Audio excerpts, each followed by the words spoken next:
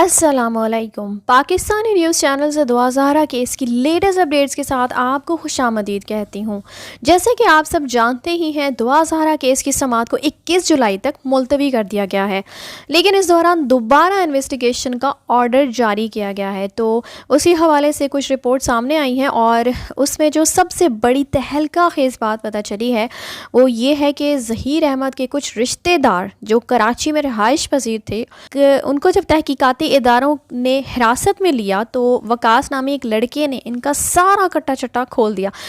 کہ یہ لوگ 13-14 سال بعد اچانک ایک دن ہمارے گھر ٹپک پڑے۔ اور بتاتی چلوں، یہ وہی دن تھے جن دنوں میں دعا زہرا کے غائب ہونے کی اطلاعات تھیں۔ تو یہ لوگ اچانک آئے، تو چونکہ ظاہر ہے مہمان تھے اور کچھ مناسب نہیں لگتا پوچھنا کہ وہ کیوں آئے، اس لیے وکاس نامی اس لڑکے کا کہنا ہے کہ ہم نے سوال نہ کیا، لیکن انہوں نے خود ہی سیر و تفریح کا بہانہ بنا دیا، اور جس طرح اچانک وہ آئے چند دن بعد اچانک ہی چلے بھی گئے۔ اس فیملی کو جو ظہیر کے ریلیٹیوز بتائے جا رہے ہیں، ان لوگوں کو اس واقعے کا علم تب ہوا جب اس کیس کے آئیوں نے ان سے پہلی بار تفتیش کی تھی۔ اس کے علاوہ آپ کو بتاتی چلوں، ظہیر کے پاس جو نمبر تھا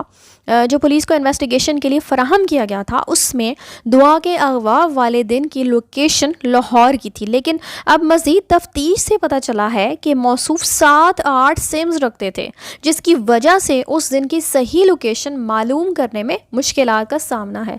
لیکن اگر اس کیس کے آئیو صاحب ذمہ داری سے اس کیس کو انویسٹیگیٹ کریں گے تو یہ کنفرم ہو جائے گا کہ ظہیر اس دن اپنی ماں سمیت کراچی میں ہی تھا، کیونکہ یہ تو ہم سبھی جانتے ہیں کہ ایک چھوٹی سی بچی جو گھر سے باہر کبھی ماں باپ کے بغیر نہیں گئی، اکیلے، کوئی اڑنے والی گاڑی تو تھی نہیں کہ 2 منٹ میں اس نے پہنچا دیا بغیر کہیں سٹے کیے، اور اسے پتا تھا کہ اس سے کچھ نہیں ہوگا تو وہ آرام سے چلی گئی۔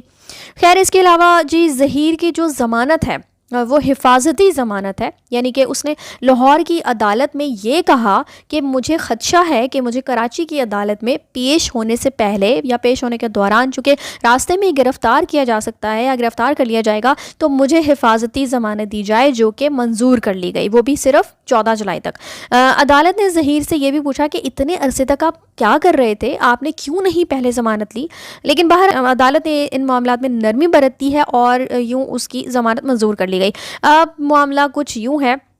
جس عدالت میں ان کا کیس چل رہا ہے، یعنی کراچی کی عدالت میں 14 جولائی سے پہلے ظہیر کو وہاں پیش ہو کر ایپلیکیشن دائر کرنی پڑے گی، اور پھر اس پر عدالت اسے سوال جواب کرے گی، باقاعدہ سماعت ہوگی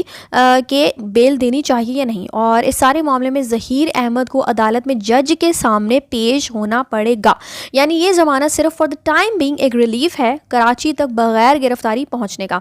لیکن اگر سفیشینٹ ایویڈنس پروف کر دیتے ہیں کہ ظہیر ہی مجرم ہے، تو نہ دعا ظہیر کے ساتھ جا سکے گی، نہ ان کا نکاح ویلڈ رہے گا، اور اب جب نکاح ہی ویلڈ نہیں رہے گا تو یہ کیس سیکشل آفینس میں شامل ہو جائے گا، جس میں ظہیر پر اغوا، زنا اور کئی دفعات لگیں گی، اور پھر جب اس کو ڈرائنگ روم کی سیر کروائی جائے گی تو یہی چوہا اپنے پورے گینگ کا پتہ بھی آسانی سے بتا دے گا۔ اس کے علاوہ دعا کو لاہور تک لانے کی ساری کہانی بھی سچ بتائے گا۔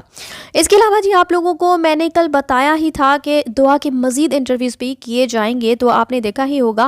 کوئی ایک سپاٹ ان لوگوں نے فکس کیا ہے، اور وہاں پر دعا اور ظہیر کے نجی ٹی وی کے علاوہ متعدد یوٹیوبرز نے انٹرویو بھی کیے، جس میں ایک وہ لڑکا بھی شامل تھا جس نے ظہیر کے مالک مکانوں کے ساتھ زبردستی گھر میں گھس کے بدتمیزی بھی کی تھی۔ اچھا، ان لوگوں کو جیسے ہی محسوس ہوا کہ دعا کے چہرے پہ کوئی نشان دکھ رہا ہے تو انہوں نے فٹافٹ سے دوپٹہ لپیٹ کے ایک تو اسے کور کر دیا، دوسرا اس یوٹیوبر نے دونوں سے کئی سخت سوالات بھی کیے، جن میں سے ایک سوال کے جواب میں دعا نے کہا ہے کہ اسٹرانگ عظما اور باقی یوٹیوبرز نے اسے بازو سے کھینچا کہ چلو ہمارے ساتھ، جبکہ ویڈیو میں سب دیکھ چکے ہیں کہ کیا ہوا تھا۔ دعا سے پہلے ہی اتنے جھوٹ بلوائے جا چکے ہیں، اور اسٹرانگ عظما ماشاءاللہ ایک سچی اور سچ کا ساتھ دینے والی یوٹیوبر ہیں، تو جو جھوٹ دعا سے بلوایا گیا وہ یقیناً پکڑا گیا ہے۔ اس کے علاوہ اس انٹرویو میں یہ لڑکا ان دونوں کو کان پکڑ کے دعا کے گھر والوں سے معافی مانگنے کا بھی کہتا ہے، جس پر وہ دونوں انکار کر دیتے ہیں، اور اس کے بعد وہ بہت ہی جارحانہ انداز میں مہدی علی کاظمی پہ برس پڑتا ہے کہ خدا را کچھ تو خیال کریں وغیرہ وغیرہ۔ یعنی ایسا دکھانے کی بھرپور کوشش کی گئی ہے کہ ہم تو بچوں کو بھی سمجھا رہے ہیں اور آپ دونوں کو بھی، کہ بس اب ہر انٹرویو میں طوطے کی طرح رٹی رٹائی وہی باتیں ہیں، اور آخر میں صلح کر لیں۔ اس کے علاوہ جی یہ بھی سننے میں آ رہا ہے کہ دعا کے حاملہ ہونے کی خبر کو پھیلایا جائے. پہلی بات تو یہ ہے کہ یہ بہت بڑا جھوٹ ہے، کیونکہ ابھی تو اس کا میڈیکل ہوا ہے، جہاں اتنے قابل ڈاکٹرز موجود تھے تو یہ انکشاف وہیں ہو جاتا. اور اگر ایسی نوبت آتی بھی ہے تو یہ مزید ان کی سزا میں اضافے کا باعث ہی بنے گی، جبکہ نکاح کی ویلڈٹی نہیں رہی اور اس پر ظہیر کی گرفتاری بھی عمل میں آتی ہے تو یہ کیس پہلے ہی ریپ کے زمرے میں شمار کیا جا رہا ہے. تو ذرا سوچ کے قدم اٹھائیں، اپنی شامت سامنے دیکھ کے فضول کے جھوٹ مت پھیلائیں. اب یہ ظہیر اینڈ کمپنی، یہ تھی دعا ظہیر کیس سے کچھ لیٹسٹ اپڈیٹس. اسی کے ساتھ مجھے دیجیے اجازت. نیکسٹ اپڈیٹ سے پہلے چینل سبسکرائب کر لیں اور بیل آئیکن پریس کر دیں. کامنٹس کر کے ضرور اپنی قیمتی آراء سے آگاہ کیجیے گا. اللہ حافظ.